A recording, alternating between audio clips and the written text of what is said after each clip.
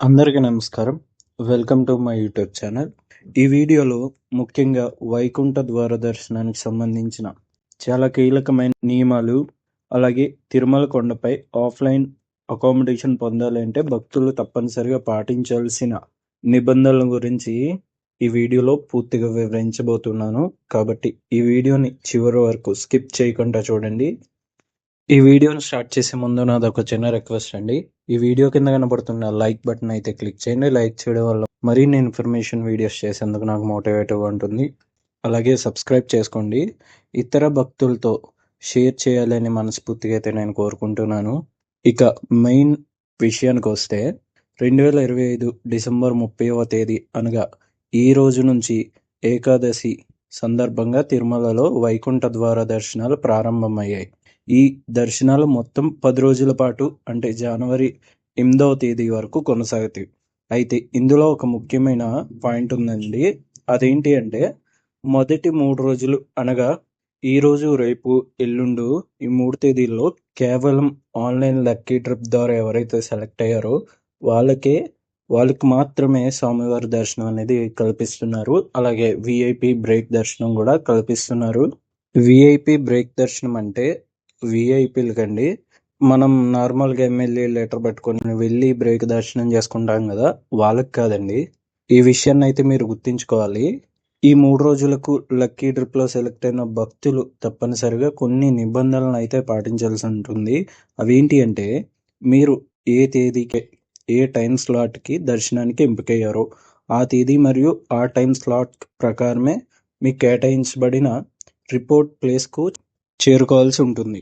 ఈ సందర్భంగా భక్తుల కోసం 3 వేర్వేరు రిపోర్టింగ్ కేంద్రాలను ఏర్పాటు చేయడం అయితే జరిగింది. ఉదయం టైం స్లాట్స్ ఉన్న భక్తులకు కృష్ణ తేజ సర్కిల్ వద్ద రిపోర్టింగ్ చేయాలనేసి టీటీడీ తెలియజేస్తుంది. మధ్యాహ్నం ఎవరికైతే టైం స్లాట్స్ వచ్చాయో వాళ్ళందరూ సాధారణంగా ఎస్ఎస్డి దివ్య దర్శన టోకెన్స్‌కు ఉపయోగించి ఏటీజీహెచ్ ప్రాంతంలో రిపోర్ట్ చేయాల్సి ఉంటుంది. రాత్రి టైం స్లాట్స్ ఉన్న భక్తులు ఎవరైతే ఉన్నారో వాళ్ళందరూ తిరుమల ఔటర్ రింగ్ రోడ్‌లోని శిలాతోరణం సర్కిల్ వద్ద రిపోర్ట్ చేయాల్సి ఉంటుంది. ఈ 3 విషయాలని మీరు గుర్తుపెట్టుకొని కరెక్ట్ ప్లేస్‌లో అయితే మీరు రిపోర్ట్ చేయండి.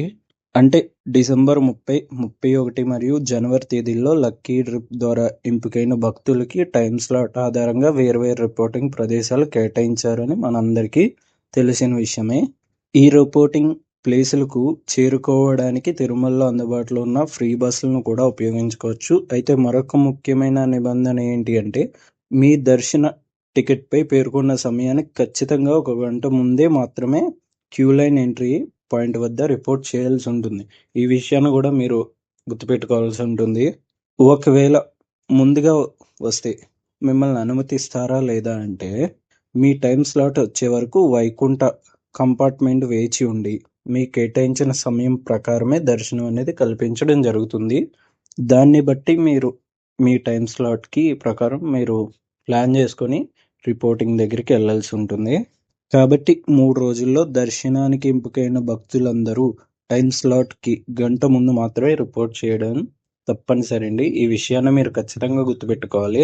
ఇక దర్శనానికి వస్తున్న సమయంలో మీ దర్శన టికెట్‌తో పాటు ఒరిజినల్ ఆధార్ కార్డ్ ఏదైతే ఉందో అది తప్పనిసరిగా పట్టుకెళ్ళాలండి. లేకపోతే అక్కడ లోనికి పంపించట్లేదు.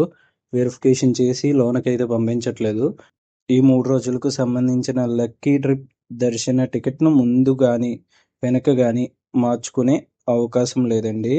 ఎందుకంటే ఎక్కువ మంది ఈ వైకుంఠ కాంప్లెక్స్‌కి అనేది వస్తారు. జనవరి 2వ తారీఖు నుంచి. అంతట్లోపే మీ లక్కీ ట్రిప్ వాళ్ళందరిని అవగొట్టాలి కాబట్టి టైం స్లాట్ మార్చుకునే అవకాశం ఇవ్వట్లేదు ఇక్కడ.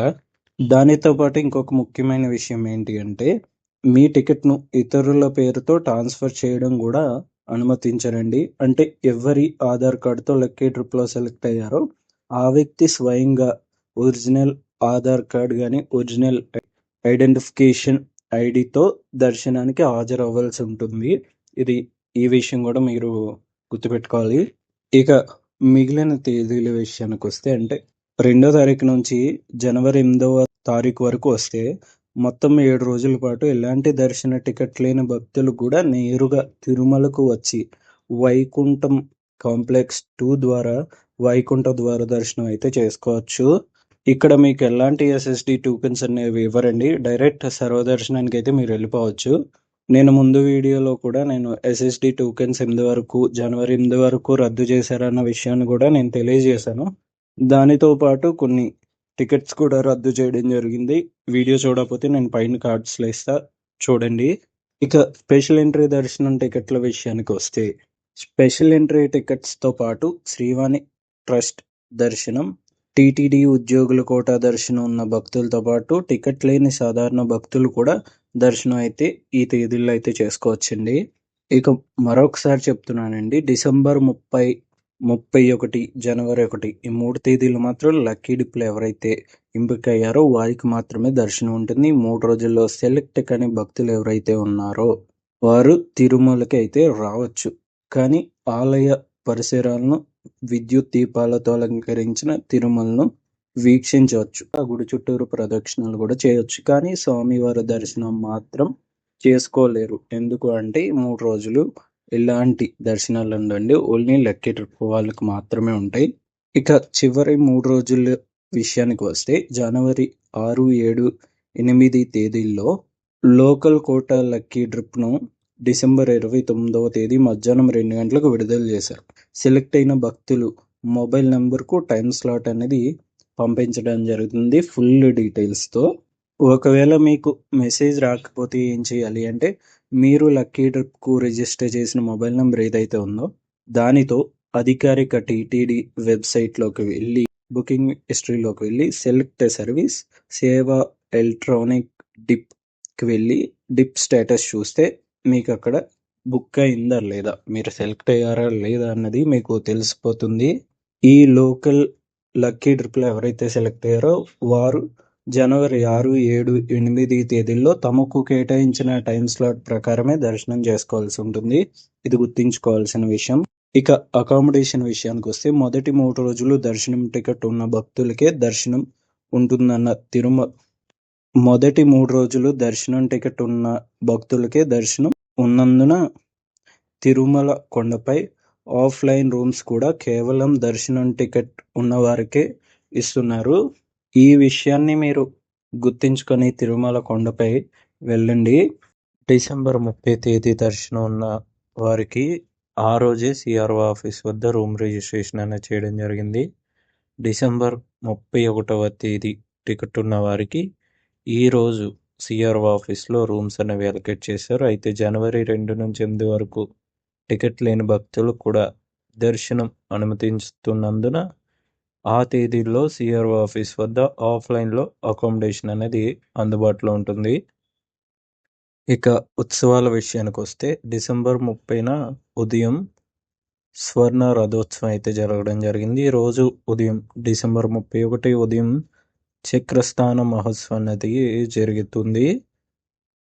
ఈ 2 రోజులు తిరుమలలో ఉన్న భక్తులు మహోత్సవాలను ప్రత్యేకంగా వీక్షించి పుష్కరిణిలో స్నానం అయితే చేయొచ్చండి.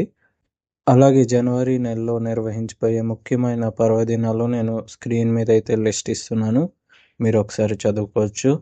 ఈ వీడియోలో వైకుంఠ దర్శనాలు, అకామిడేషన్ మరియు ముఖ్యమైన ఉత్సవాల వివరాలు అయితే తెలియజేశాను. ఈ వీడియో మీకు ఉపయోగకరంగా అనిపిస్తే తప్పకుండా లైక్ చేయండి, షేర్ చేయండి. మన ఛానల్ను ఇంకా సబ్స్క్రైబ్ చేసుకున్న వారు ఉంటే వెంటనే సబ్స్క్రైబ్ చేసుకోండి.